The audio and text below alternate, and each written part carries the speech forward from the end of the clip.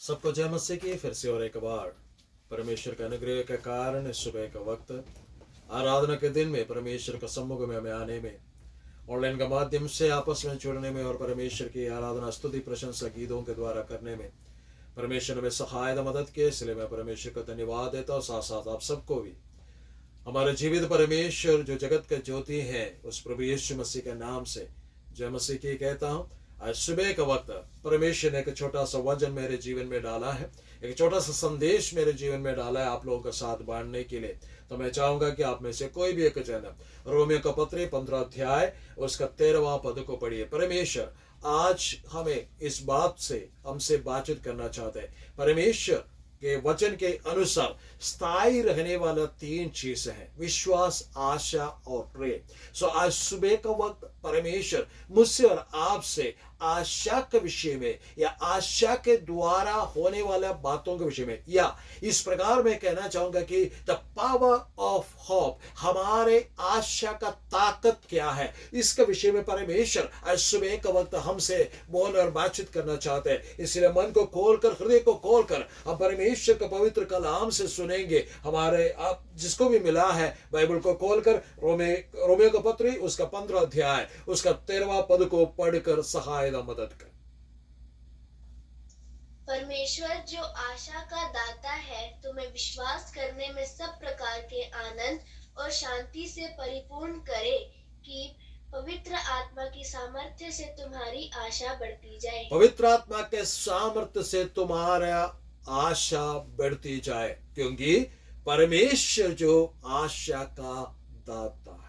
इन वचन को पढ़ने से, सुने जाने से परमेश्वर में आशीष बरकत करते। सुबह का वक्त परमेश्वर इस वचन के द्वारा हमसे इस प्रकार बोलना चाहते हैं कि जो विश्वास हमने किया उस विश्वास के साथ जो आशा जुड़ा हुआ है, वो आशा का दाता हमारा जीवित परमेश्वर है। और हमारे जीवन में परमेश्वर चाहते कि पवित्र आत्मा के द्वारा हम उस आशा में बढ़ते जाएं।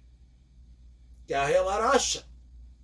परमेश्वर का पवित्र वचन के अनुसार जब आदम और हव्वा ने पाप किया, जीवित परमेश्वर आदम के वाटिका में निकल कर आकर परमेश्वर ने पुकार कर इस प्रकार पूछा कि हे आदम तू कहाँ है? और आदम ने इस प्रकार कहा कि मैं नंगा होने का कारण मैं छिपा हुआ हूं। परमेश्वर ने पूछा क्या तुमने जो बातें मैंने तुम्हें करने के लिए मना किया था, क्या उस फल को तुमने खाया? उसने कहा कि हाँ मैंने पाप किया। परमेश्वर ने उसे कहा कि देख तुम्हारे जीवन में ये सारी बातें होने वाला है कि सबसे पहली बात है कि तुम्हारे द्वारा ये भूमि श्रापित हो गया है। दूसरी बात यह है कि तुम अपने परिश्रम के कारण माथे के पसीने के द्वारा कठिन परिश्रम कर कर अपने कमाई को खाएगा। तीसरी बात इस प्रकार कहा कि स्त्री को हालेलुया बड़े दर्द के साथ उसे बच्चा पैदा करना होगा। और चौथी बात इस प्रकार की है कि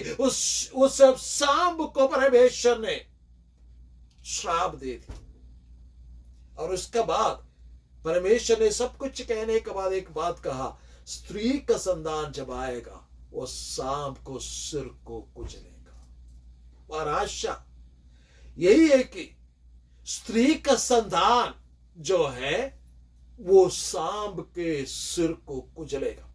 जीवित परमेश्वर की आत्मा से होकर आप लोगों के सामने में इस प्रकार कहना चाहता हूं, उस जीवित परमेश्वर का पुत्र या स्त्री का संतान बनकर जब समय पूरा हुआ, यीशु मसीह इस धरती पर आया। जो भी उस यीशु मसीह पर विश्वास करते हैं, परमेश्वर का पवित्र वचन के अनुसार उन्हें सांपों को और बिच्छुओं को रौंदने का अधिकार दिया गया है। आज मेरे और आपके जीवन के खिलाफ में आत्मिक, आर्थिक, भौतिक, शारीरिक, मानसिक जीवन के खिलाफ कार्य करने वाला तमाम सांप और बिच्छुओं को रौंदने का अधिकार परमेश्वर ने दिया है। क्योंकि हमारा आशा परमेश्वर ने इस प्रकार कहा गया कि जब स्त्री का संतान आएगा वो सांप का सिर को कुचलेगा। प्रभु यीशु मसीह इस निचले धरती पर आकर सलीबी मौत सहकर शैतान और उसका सेना को ऊपर विजय को प्राप्त किया। और मुझको और आपको भी वो विजय परमेश्वर दिलाना चाहता है। सो हमारा आशा का पहला ताकत है कि हम उस आशा के द्वारा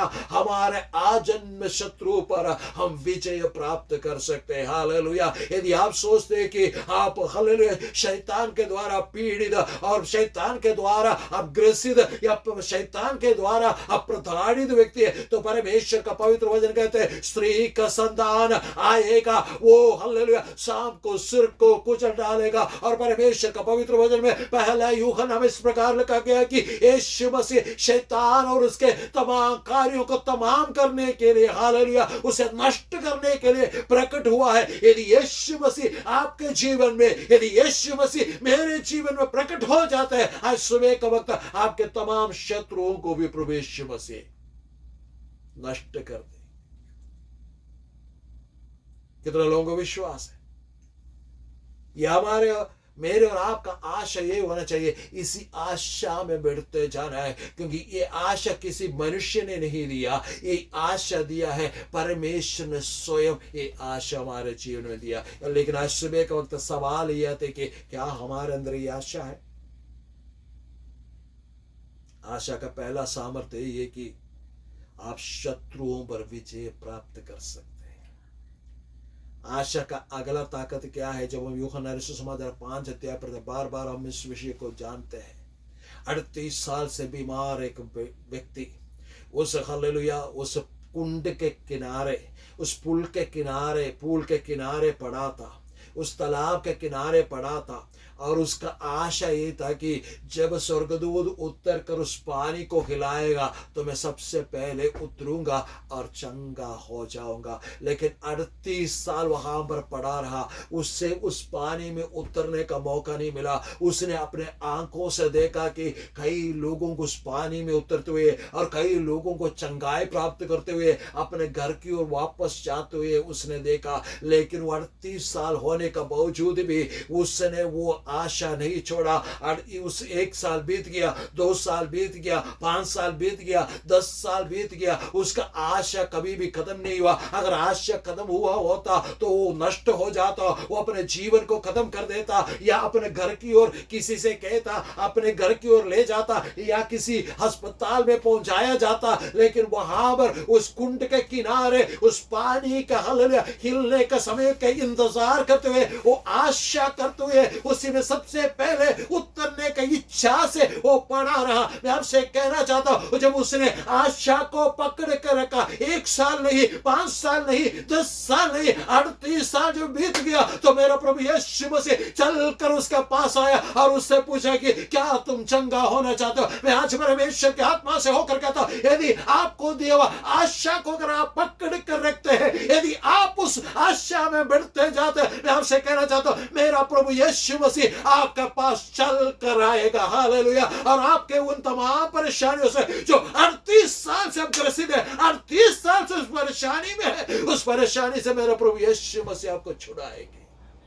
परमेश्वर के लिए समय और दिन कोई मायने नहीं रखते। हालेलुया। जब चेले लोग वो झील को उस पार जा रहे थे और आंधी तूफान आया और उनके जीवन में कई सारे मुश्किलों का सामना किया, उन्हें लगा कि वो उस पार नहीं पहुंच पाएंगे। लेकिन जो पहाड़ पर बैठकर जो प्रभु यीशु मसीह प्रार्थना कर रहे थे, वो शिष्यों का तकलीफ को देखते हुए प्रभु यीशु मसीह उस झील में पानी के ऊपर से चलते हुए मैं आपसे कहना चाहता हूं, आपका परेशानी शायद आपको लगे कि ये लहर तूफान जो आपके जीवन में उठा है वो आपको डुबो देंगे। लेकिन आज सुबह का वक्त परमेश्वर का आत्मा से होकर मैं कहना चाहता हूं, जो परमेश्वर आशा का दाता है, उस आशा को अगर आपने पकड़ कर रखा है, तो मेरा प्रभु यीशु मसीह उस लहरों के बीच में उस पानी पर चलकर आपका पास आएगा।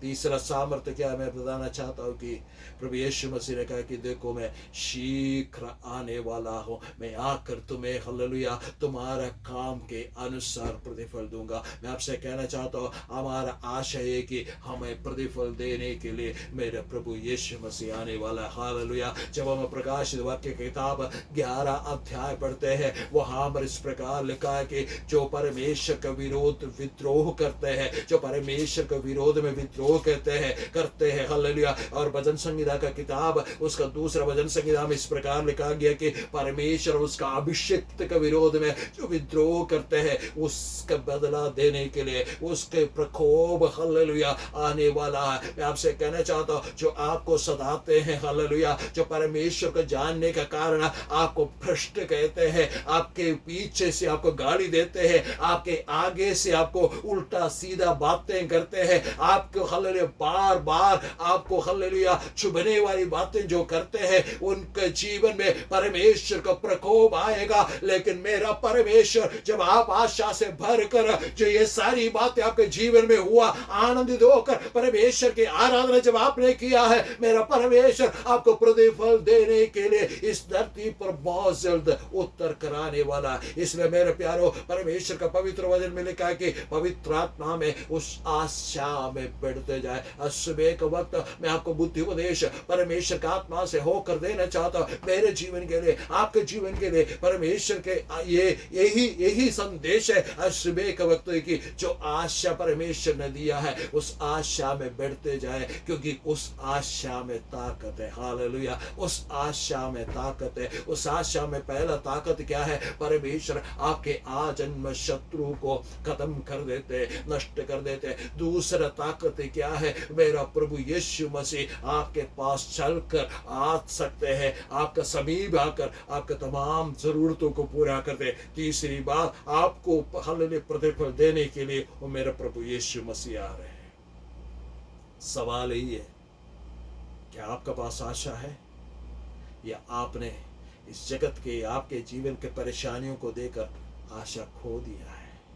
यदि आशा खो दिया तो आज प्रभु से इस प्रकार प्रार्थना करें, प्रभु आप मुझे अपना जैसा बनाए, जैसे आप इस धरती पर थे, जैसे आपने चला, जैसे आप सोचा, वह जैसे आपने कार्य किया, वैसा कार्य करने के लिए, सोचने के लिए मुझे शक्ति और सामर्थ्य। जब मैं और आप इस प्रकार प्रार्थना करेंगे तो परमेश्वर फिर से हमारे जीवन में उस आशा को, नए उमंग को परमेश्वर उत्पन्न करेगा, जिसके द्वारा हम परमेश्वर के पर बड़ाई करने पाएंगे, हमारे द्वारा परमेश्वर महिमा लेंगे और हम आशा में बढ़ते जाएंगे और आशा का ताकत हमारे जीवन में प्रकट होते जाएंगे। परमेश्वर इस वचन के द्वारा हमें आशीष और बरकत दे।